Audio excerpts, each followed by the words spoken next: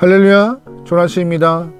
슬기로운 아침 시간 민수기 36장 말씀입니다. 오늘이 민수기 마지막 말씀이네요.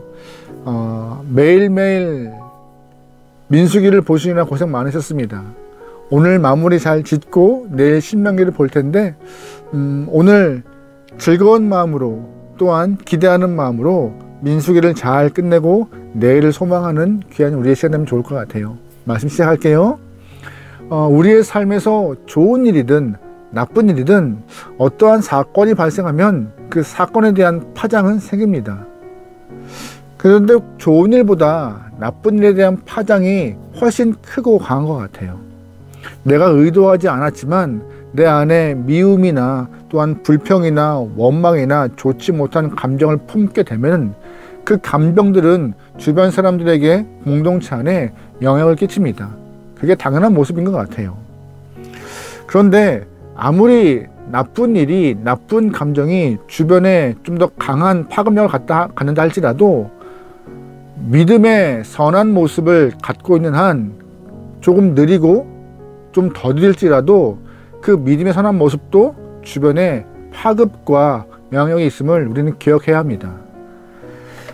우리가 가진 믿음의 좋은 모습이 주변과 공동체에 계속 흘러감을 통하여 열매를 맺게 되고 좋은 선한 영향력을 끼치고 있다는 것이 오늘 본문의 어떠한 사건으로 증명이 되고 있는데요.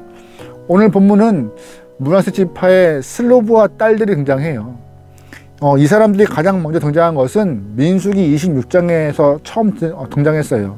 슬로브앗이라는 남성이 아들 없이 딸만 5이었더라고 소개하는 본문이 나오는데, 근데 그때부터 이제 문제가 되기 시작했어요. 왜 문제가 되느냐? 나중에 가나안 땅에 들어가서 땅을 분배를 받아야 하는데 아들이 없이 슬로브앗이 죽어버리는 순간 그 딸들은 땅을 분배받을 수 없던 것이에요. 그 당시의 사회는 남성 중심이었기 때문에 여성에게는 땅을 분배받을 권리가 없게 된 것이죠. 그래서 아버지가 죽고 난 이후에 슬로브앗의 5명의 딸들은 모세에게 가서 이렇게 좀 건의해요. 우리 아버지가 죄를 지어서 죽은 것도 아니고 나중에 가나안 땅에 들어가서 땅을 분배할 때 우리 집안이 소외받거나 이 분배되는 일에서 제외되지 않기를 바란다. 우리에게도 땅을 달라고 건의를 하죠. 모세가 이 문제를 하나님께 언급했고 하나님께서도 슬로브앗 딸들의 말이 맞다라고 해서 다시금 법을 제정하여 그 딸들에게 땅을 주기로 결정합니다. 그런데 이 말씀이 민수기 27장에서 나오는 이야기인데 왜 중요하느냐? 가나안 땅에 들어가서 분배받을 땅에 대해서 믿음을 갖고 있는 사람이 그 당시 얼마 없었던 것이에요. 지금 이스라엘 그 당시 민수기 27장, 28장 그 당시 이스라엘 사람들은요, 매일매일 하루하루 고된 광야 생활을 하고 있던 상황이었습니다. 언제 죽을지 모르는 상황이었고 또한 굉장히 지치고 피곤한 삶을 살고 있었죠. 민수기 25장에서 이스라엘 사람들은 시딤 광야에서 미디안 여인들의 유혹을 통하여 음행의 죄와 우상 숭배 죄를 짓고 하나님께 징벌을 받아 24,000명이 죽는 그런 비극을 경험해요. 게다가 2번의 인구조사를 다 끝냈고 그 슬로브와 딸들이 모세에게 와서 믿음의 눈을 갖고 저 땅 들어가서 분배받을 텐데 그거 달라고 하는 그 모습을 보면서 왜 우리는 그 땅 주지 않냐고 하는 그런 건의들이 참 신선한 모습이었어요. 그 당시에 많은 사람들은 하루하루가 힘들었기 때문에 가나안 땅에 들어가서 그 땅을 분배받는다? 믿는 영혼들이 많지 않았거든요. 게다가 아직 가나안 땅에 들어가면은 당장 그 땅을 주는 것도 아니고 7족속을 내몬 이후에 그 땅을 정비한 이후에 땅을 분배하는 거기 때문에 아직 한참 후의 일인데 슬로브앗의 여인들은 그 일들을 믿고 땅을 분배할 것을 믿고 이미 모세에게 그 땅을 달라고 믿음의 모습을 표현하는 것이죠. 하나님 보시기에도 귀한 믿음의 모습이었던 것이에요. 그래서 그 땅 주어라 라고 하나님도 이 말씀을 허락하신 거고요. 그리고 시간이 한참 흘러요. 이게 민수기 27장의 이야기니까요. 이 당시에 이 슬로브앗 여인들의 슬로브앗 딸들의 이야기 27장의 이야기가 진행이 되고 있을 때 슬로브앗에 속해 있던 므낫세 지파들은 아무 생각 없었어요. 저 여성들이 그냥 괜히 그러는가 보다 라고 그냥 치부해버렸고 아무 반응 없이 흘러갔는데, 뭐 눈에 보이는 땅도 아니고 손에 잡히는 것도 아니고 그냥 코웃음만 치는 상황이었죠. 그런데 이제 27장을 넘어서 36장 마지막까지 오는 과정에서 시간이 흘러요. 그리고 가나안 땅의 코앞에 있어요.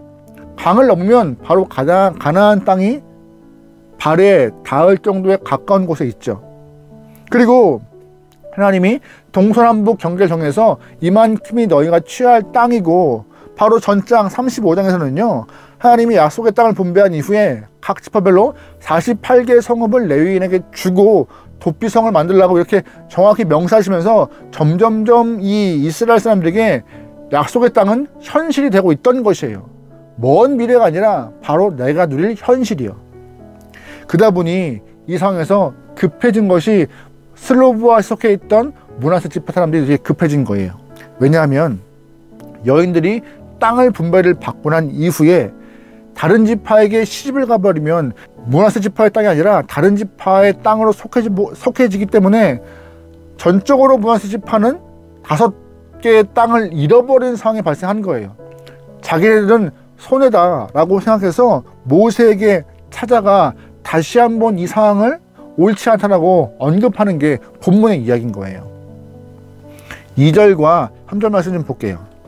이르되 여호와께서 우리 주에게 명령하사 이스라엘 자손에게 제비 뽑아 그 기업의 땅을 주게 하셨고, 여호와께서 또 우리에게 명령하사 우리 형제 슬로브앗의 기업을 그의 딸들에게 주게 하였은즉, 그들이 만일 이스라엘 자손의 다른 지파들의 남자들의 아내가 되면 그들의 기업은 우리 조상의 기업에서 떨어져 나가고 그들이 속할 그 지파의 기업이 첨가되리니, 그러면 우리가 제비 뽑은 기업에서 떨어져 나갈 것이요.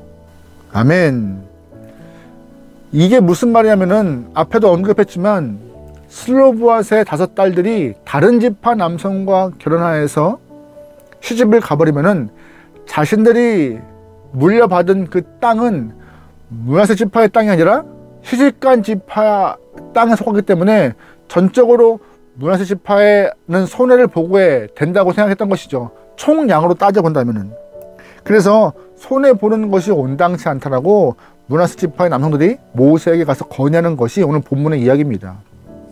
그래서 모세가 다시 한번 그 이야기를 갖고 하나님께 들어가요. 들어가서 하나님 이러이러한 상황입니다 라고 여쭈자 하나님이 하나의 제안을 하시죠. 어떤 것이냐, 슬로브앗 딸들이 만약에 다른 지파로 이렇게 시집을 가버리면은 물려받은 분배받은 땅을 반납하고 같은 지파 므낫세 지파 남자로에게 시집을 가버리면은 반납하지 않고 계속 갖고 있는 것으로. 그래서 그 이야기를 모세가 슬로브앗 딸들에게 건의하자 그것을 받아들이고 이 여인들은 다 므낫세 지파 남자들에게 시집 가기로 약속을 하고 법을 만들었습니다. 어떻게 보면 이 슬로브앗 여인들도 그렇고 므낫세 지파 남성들도 땅에 욕심이 많아 보여요. 하지만 오늘 이 본문은 땅에 욕심이 많은 그 지파와 여성들의 모습을 보이는 것이 아니라 아직 손에 잡히지 않은 땅, 이미 가진 것처럼 달라고 하면서 반응하는 그 슬로브의 여인들의 슬로브의 딸들이 점점점 그 믿음의 영역을 므낫세 지파 남성들에게 끼치는 모습으로 본문을 해석하는 것이 온당해요. 맞죠? 땅에 대한 갖고 싶은 마음이 있었는데 아직 들어가지도 않은 땅이었고 손에 잡히지도 않은 땅이지만 믿음으로 그 땅을 달라고 했던 슬로브앗 5딸, 그 딸의 모습이 점점점 믿음으로 확장이 되어서 므낫세 남성들에게 그 믿음이 전달되어 자신들이 지파가 땅의 총량에서 손해를 볼 수 있다는 그런 마음을 갖게 되는 그런 선한 영향력의 전파력이 오늘 본문에서 말하고 있는 중요한 핵심 포인트예요. 아직 강을 건너지도 않았습니다. 일곱 족속을 내몰기 위해서 첫 번째 싸움도 하지 않았어요.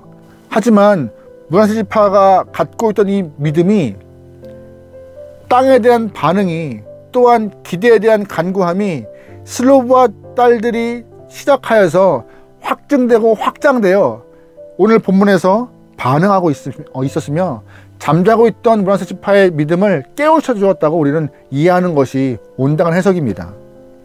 오늘 우리가 각자의 자리에서 믿음의 모습으로 또한 하루를 살아갈 것입니다.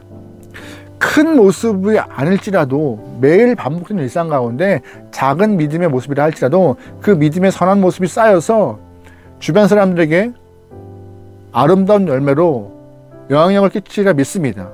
클 필요가 없어요. 적더라도 꾸준한 모습의 믿음의 모습, 그 전파함이 우리에게는 필요한 것입니다.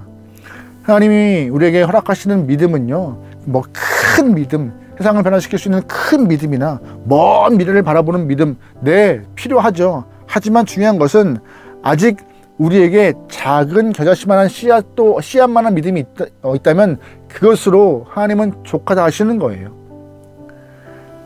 그 작은 믿음이 산을 움직이고, 작은 믿음이 영혼을 구원하며, 작은 믿음이 옆 사람을 주님 품으로 옮길 수 있는 힘이 있으니까는요.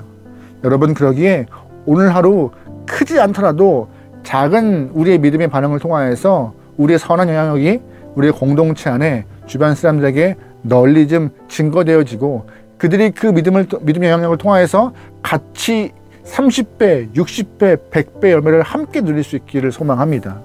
우리가 그 영향력의 시작입니다. 오늘 하루도 믿음으로 아름답게 살길 소망합니다. 할렐루야.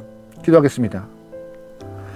하나님, 주어진 하루, 일상의 똑같은 시간들이 아니라 삶에서 작은 모습이라 할지라도 선한 모습을 꾸준히 보일 수 있는 하나님 안에 성도가 되게 허락하소서. 적더라도 작은 모습이라도 꾸준히 끝까지 아름다움을 일창케 허락하시오며 믿음 안에서 승리할 수 있도록 우리 마음을 주장하소서. 오늘 하루를 맡기오며 예수님의 이름으로 기도합니다. 아멘.